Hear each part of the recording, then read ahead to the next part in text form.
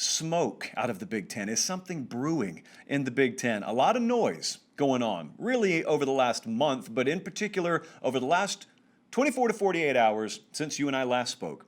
A lot going on in the Big Ten. Now, let me tell you, let me just kind of cut through all the noise and ask this question. It's the entire premise for everything we're talking about here. It's all I care about. Can you find a way to play football by mid-October? That's all I care about. I don't care about a Thanksgiving start. I don't care about a January start. To be honest, I don't think the latter would even happen. I care about, and most Big Ten fans care about, starting a football season with everybody on board or with 75% of them on board by early to mid-October. Can we do it? Can you get it done? So with that as the backdrop, let's get into it. It is very obvious things are still contentious up there. It is very obvious there are two very distinct camps, the we should play and we can safely play versus the we're not going to chance it for whatever reason crowd. Dave Biddle last night on bucknuts.com, that is our 24/7 Sports Ohio State site, posted that tentatively, and he was hearing this as of last night, presidents and chancellors in the Big Ten had, and I want to stress this word, tentatively agreed on a revote to take place at some point in the very, very near future, end of this week, which we're pretty close to, weekend, early next week.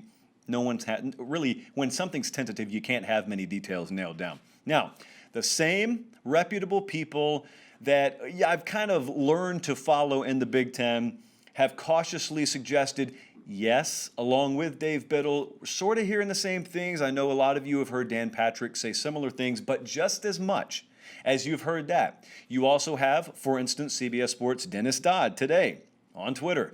No immediate plan for presidents to meet per multiple sources. One source going as far as to say to Dennis Dodd, October 12th ain't happening.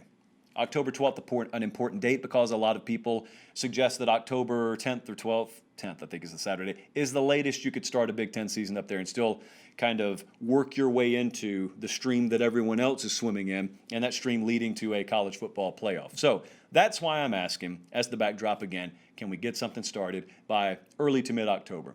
That's what's most important. It is, to me personally, mind-boggling that we're still having this debate. That's to me personally. Should be noted, Central Arkansas and UAB are set to play, I think, tonight, maybe kicking off even as we speak. 0 positives this week. Central Arkansas had a game last week. Seems like about 24 hours ago they had a game. 0 positives. They're finding a way to do it. So that could be anecdotal. I think it's noteworthy. That's why I present it here.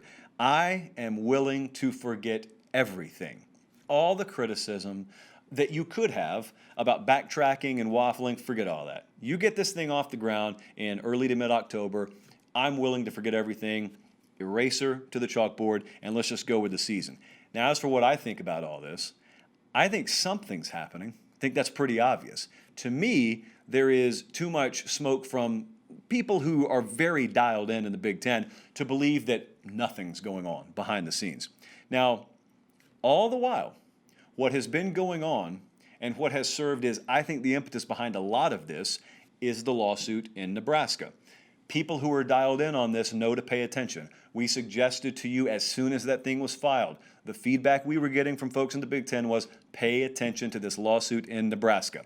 Now, if you haven't been paying attention, the most recent development there was the Big Ten was told you got 10 days to provide in discovery what they're asking for.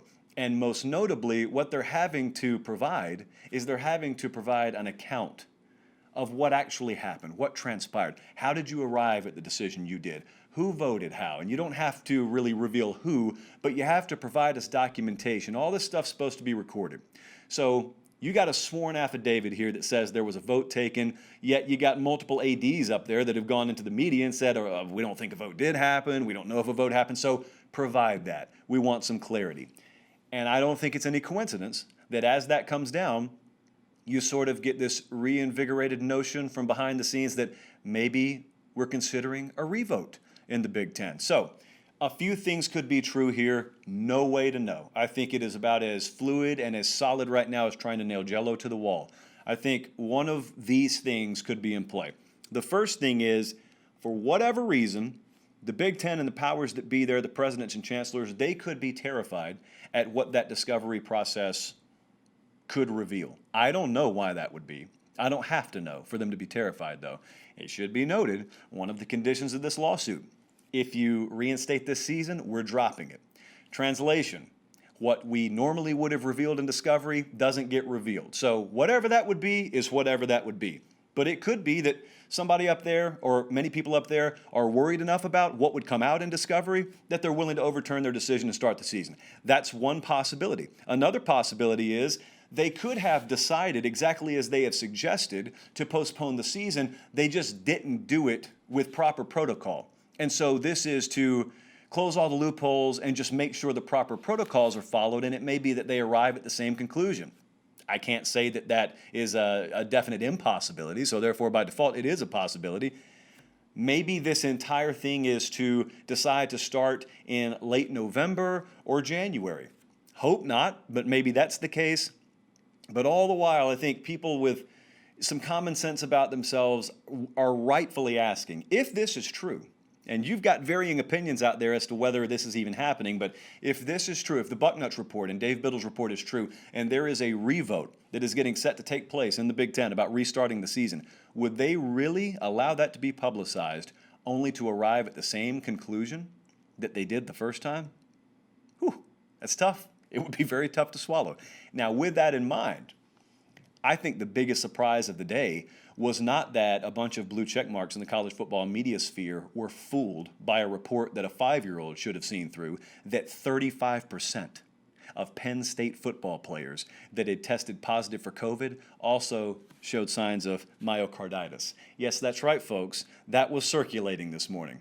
And people with college degrees and fully functioning brains actually allowed themselves to be fooled into believing what has since been a debunked report by the person who released it himself, a doctor at Penn State.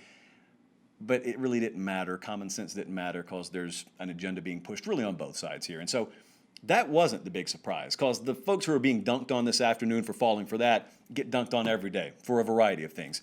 What surprised me today was the governor of Michigan doing a hard 180 on her opinion as to whether high school and college football should be played in her state up there. And high school football is about to go off now. September 17th, I want to say, is the date that they're going to get started with high school football in Michigan. It has been rumored that Michigan and the political scenes behind football in Michigan were one of the main roadblocks in this entire process. If that's true, I have to believe only good news could come from the governor's reversal today when it comes to high school football in the state of Michigan. The other thing to watch late this afternoon from the West Coast is the Pac-12, Larry Scott and company out there coming forward and saying, we think we have a breakthrough. We think we really have made strides in testing here. Don't know how readily we'll be able to clear the final hurdles necessary for us to take the field, but here's all that I and some of you heard when that news came out today. You heard really good news, okay? That's good news on the surface. But behind the scenes, what it could mean and what it could tempt a lot of people, and I hope this doesn't happen, but what it could tempt some people in the Big Ten to do is, okay, well, let's find common ground here, happy medium. We're not going to wait till the spring, but we're also not going to start October 10th. Let's try and marry up with the Pac-12, and let's go for our Thanksgiving start, and kind of we'll just play our seasons in a parallel fashion, and we'll have a good old-fashioned February Rose Bowl, which I don't think a whole lot of people would be crazy about. So let's hope. Let's hope. I'm not necessarily saying it's even against hope. Let's just hope that what is rumored to be taking place this weekend is something that actually takes place this weekend, because I think it is past time for common sense to prevail in the Big Ten.